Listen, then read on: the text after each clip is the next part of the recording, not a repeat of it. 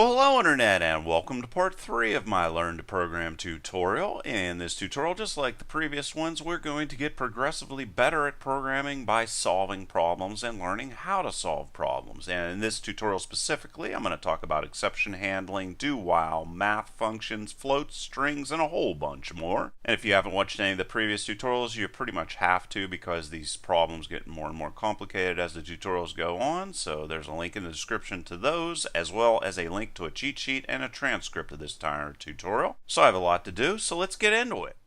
Alright, so here we are in PyCharm again, and maybe you remember from the last tutorial whenever I talked about receiving input. I'm also going to now go and automatically convert everything in the input wise. Remember, whenever we type in input and ask for information, it comes back as a string, and now we're going to automatically convert it into an int instead of doing that on one line. And here I'm going to say, please enter a number. And then I'm going to hope that they actually enter the number, just like that. And then I'm going to show you in a second how to force them to enter a number. And then down here, I am just going to print out the number that they entered. So let's just say number. And then we can go and we can run it, and it'll say, please enter a number, but what happens if they put an A in there? Uh-oh, all kinds of errors are issued on the screen. So how can we protect our code so that they are forced to enter a number? Well, one thing we can do is we can use something called exception handling. And what exception handling is going to do for us is we are going to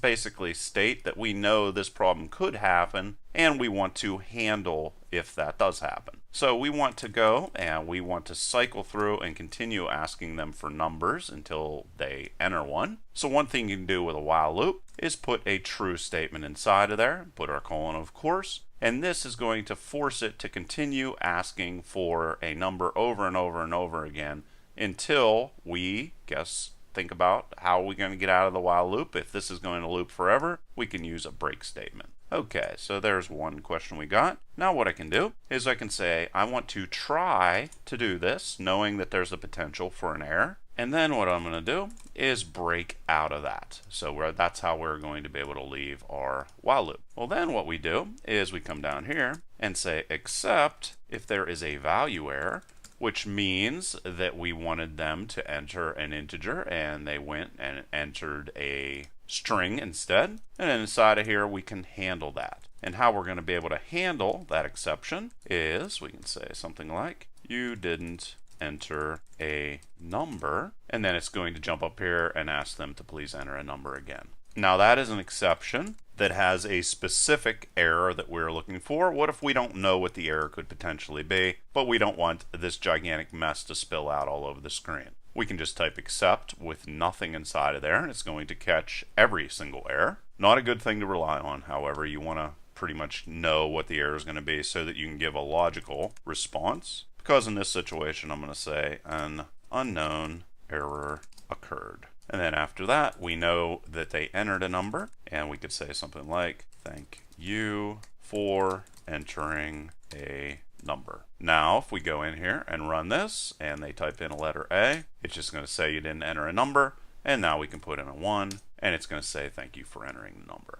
We're going to get more into exception handling later on as the tutorial continues. Just wanted to briefly get you caught up so that you are well versed in exception handling and simple things that we can do to correct potential errors. But as the tutorial continues, we'll get more and more complicated. And now it's time for our first problem. What I want you to do is implement what is called a do-while loop. Now Python on its own doesn't come with a do-while loop, but it's pretty easy to set one up. And the basic format of a do-while loop, if you don't know, is they always execute the code at least once. And then at the end, they check if a condition is true that would warrant running the code again. And the basic format of a do-while loop is you're going to have do, and then you're going to have a bunch of code, followed by a while condition, and then whatever the condition is. So it's going to hit the do part, it's going to execute this code right here, and then it's going to check to see if that code should be executed again. Now I want you to create a do while loop, and hint, hint, hint, you're going to go and you're going to use a while statement in much the same way as you did previously.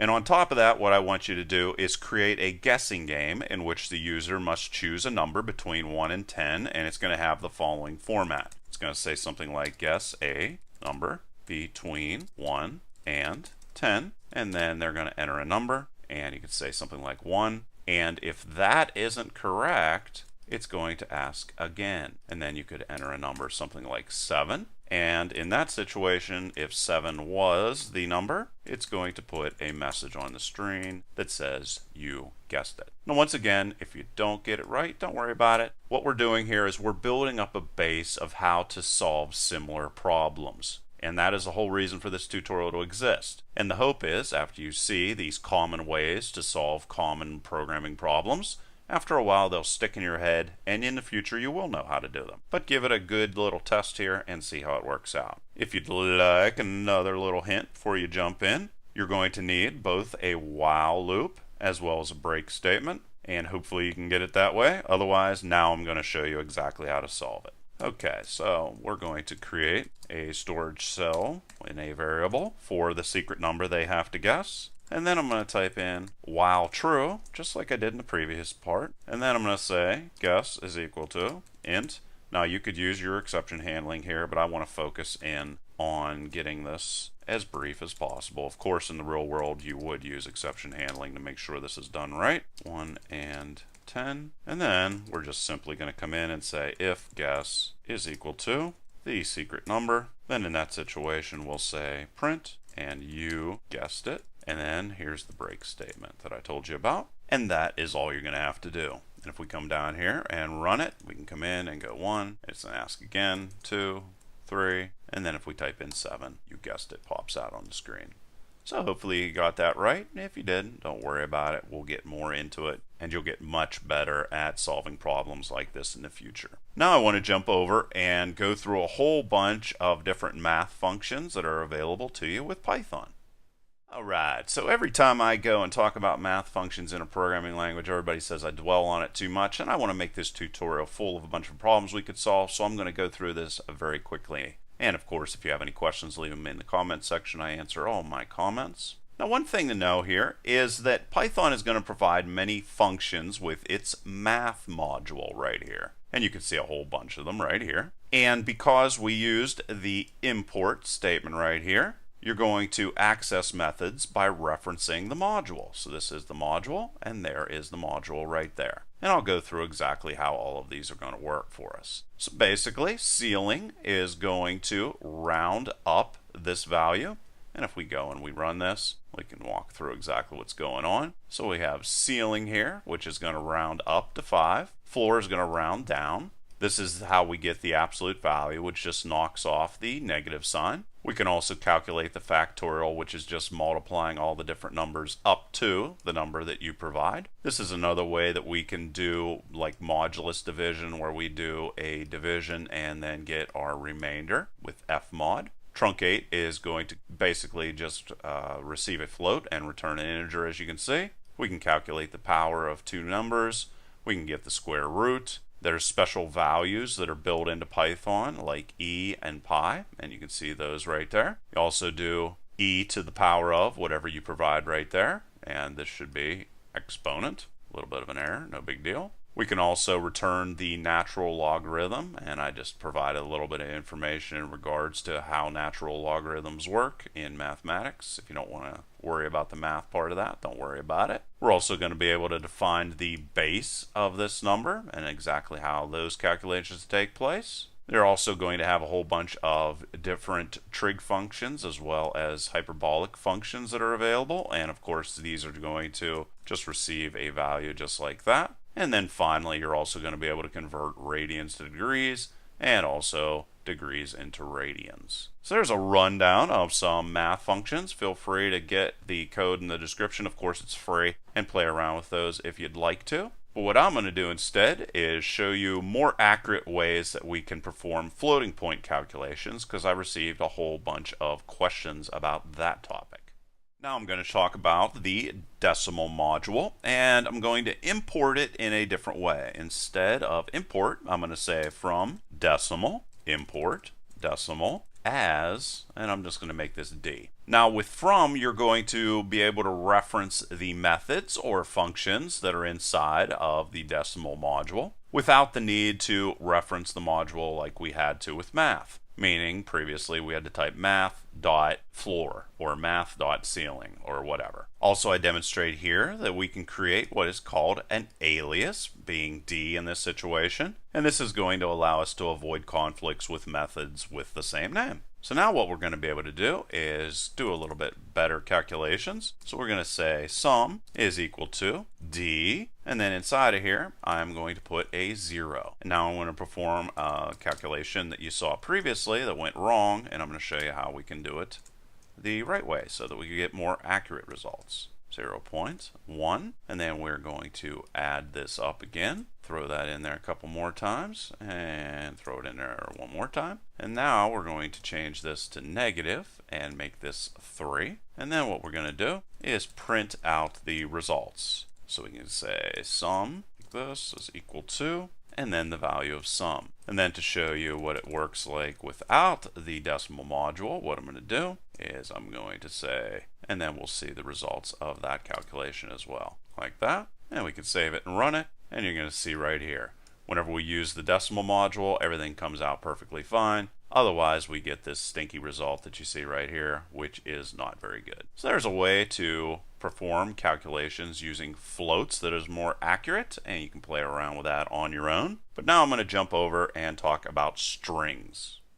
Now, text is going to be stored using the string data type. And by the way, there's a way that we can figure out the type of any different type of variable or basic value. We can just type in type, and that's going to provide that to us. And we can also go type and throw a float inside of here. And another thing that is good to know is whenever you are creating strings, it doesn't matter if you use double quotation marks or if you come in and you use single quotation marks, as you're going to see here in a second. So let's change that to this and that to that. And if we run it, you're going to see right here that this is an int, this guy right here, this is a float, and both of these guys are represented as strings. So very important to know. And now let's go and create a string. And I'm just going to call this sample string. And I'm going to give this a value of this is a very important string.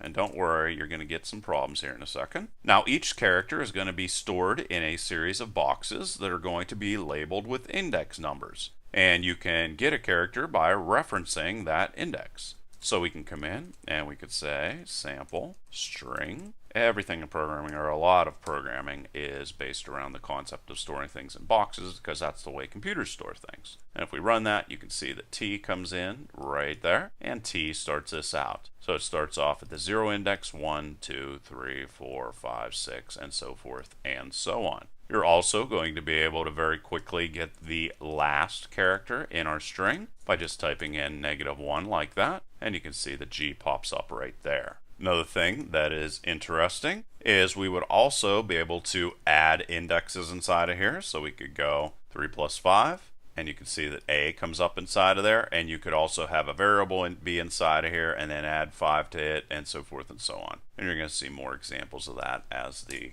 tutorial continues. We're also going to be able to come in and get the string length, which is going to be very useful if you're going to want to cycle through a string. How you do that is type in len for length and sample string. Let's do a couple more of these. We're also going to be able to get a slice by saying where to start and where to end. So we can come in and we can go sample string, and then this is a slice, and we'll go, whoops, let's get rid of these quotes inside here and just print this stuff out on the screen just to keep it nice and simple. So if we want to start at the 0 index and we want to slice up to the 4th index but not include it, that's how that's done. And if we run it, you can see the length is there, and we were also able to get this and print that out with the slice. We can also come in and get a slice that's going to start at this index, the 8th index, and then get everything thereafter, and you can see exactly how that works for us.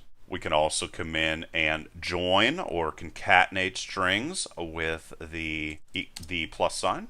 So we could say green and then eggs and run that, and that's going to work for us. We're also going to be able to come in and multiply to be able to repeat strings numerous different times. So let's say we have something like hello, put a space inside of there, and let's say we'd like to see hello 5 times. Well, that's how easy that is to do. And also we will be able to convert a integer into a string just by going num string is equal to, and then we can put str4.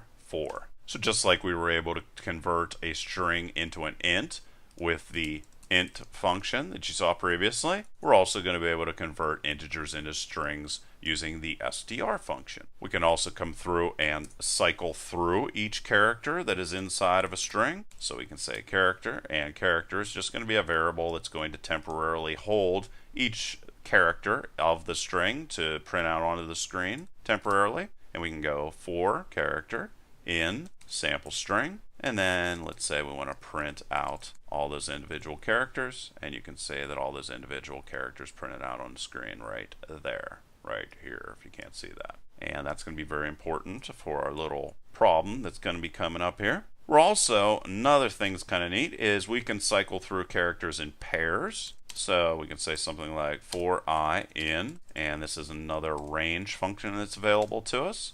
So what we're going to say here is we want to start at index 0, and we want to cycle through the total number of string characters that are available to us.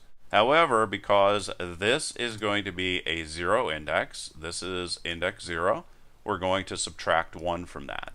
Because if we would come in here and say what's the length, it's going to say 31, but there actually isn't going to be a 31st index. So that's the reason why we're changing this to 30 instead of 31. This range is going to temporarily hold all of the different indexes for the string. Didn't make sense? Leave a question below. Like I said, I'm going to want to cycle through in pairs, so I want to get 2 characters each time instead of just 1 character. And then if I want to come in here and print out those different characters, I could go I, and let's go and just add these together. Sample string, and then inside of it, like I said, we can go and put some addition inside of there. We can get that guy right there, and if I run this, you're going to see that it's going to print everything out in pairs. Okay, pretty cool. And another thing that's going to be very important if you want to be able to solve the problem that's coming up is that you're going to have to know that computers are going to assign characters with a number that is known as a Unicode. And A, capital A, through capital Z are going to have Unicodes of 65 through 90, and lowercase a through Z are going to have Unicodes from 97 through 122. And we can go and convert back and forth between these different guys. Let's go and comment these out so we don't get any errors. And it's pretty easy. We can just say something like print, and then we can say A is equal to, and we could go ORD and pass in the A. And this is going to give us the Unicode for A. And likewise, we're going to be able to come in and say 65, and then call another function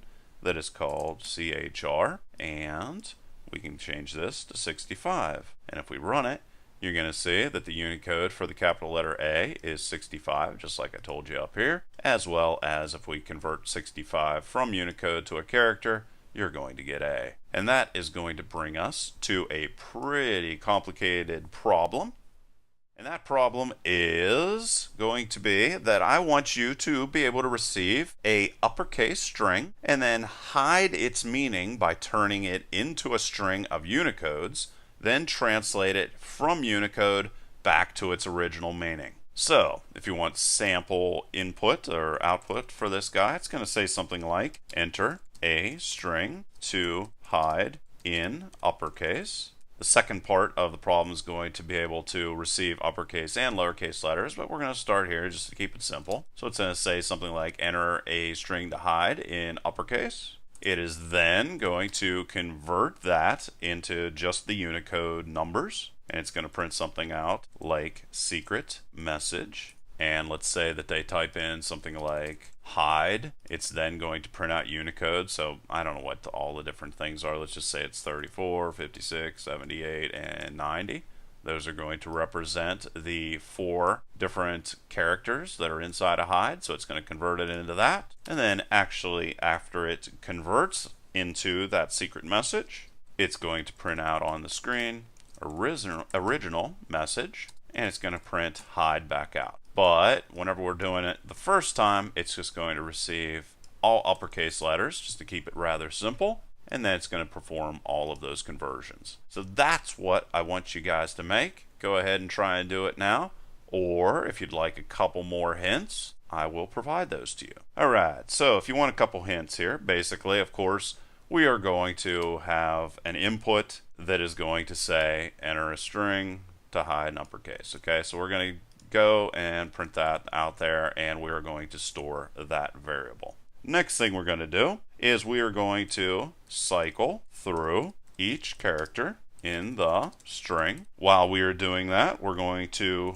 store each character code in a new string, and that's going to look like this after it gets all those character codes. After we do that, we're going to print out our secret message like this. Print and secret message, and then it's going to print out whatever the numbers are. So let's just say 34, 56, 78, 90, blah, blah, blah. It's going to be something different than that, obviously. Then after we do that, we're going to cycle through each character code 2 at a time. Look at previous examples here by incrementing by 2 each time. I showed you how to do this previously. Next thing we're going to do is I'm going to get the first and second for the 2-digit number, because we're going to be converting these back into hide in this situation. So this is going to represent the H, this is going to represent the I, this is going to represent the D, and this is going to represent the E. I'm moving those around, sorry about that.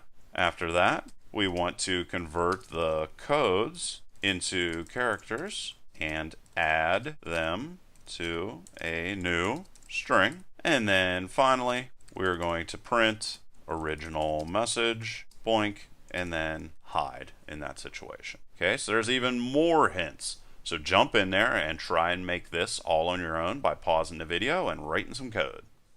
Okay, so I'm going to write the code now, and then you can check to see if you are right. I'm going to call this normal string is equal to input, and of course you can go in there and put the exception handling inside of there, which would be great. So I'm going to say enter a string to hide in uppercase, and then I'm going to cycle through each character inside of our string. Another thing I'm going to do is, as I'm going through this, I'm going to be storing our secret message. So secret string is going to be equal to, and I'm just going to put nothing inside of there. Then I'm going to cycle through each character. So for character in norm string, I'm going to store each character in a new string. Let's go ahead and put that down there. So that's going to be our secret string is going to be equal to. I'm going to go plus equal to so I can continue adding those. I'm going to convert into a string, and I'm going to go call ORD with the character. So what this guy is going to do is it's going to get the character code whenever it receives the character,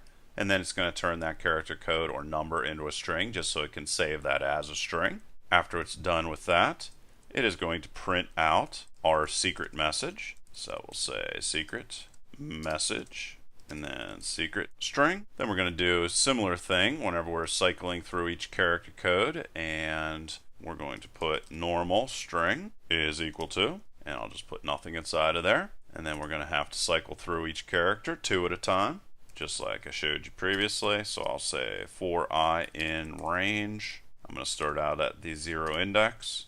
I'm then going to get the length of my secret string, and then I'm going to subtract 1 from that, once again, because the string length is going to come back as whatever the total length is, and it's going to disregard the 0 index, so I have to subtract 1 to make up for that fact. And then I want to get 2 characters at a time. I then need to get the first and second for our 2-digit numbers. So I'm going to go character code is going to be equal to secret string, and I'm going to get the first index right there, and then I'm going to add that with I plus 1, just like I showed you in previous tutorials. And then I want to convert the code into characters and store them in the normal string. So normal string plus equal to character, integer, and character code is going to go inside of there. And then finally we're going to, after we have all this set up, we're going to print out our original message.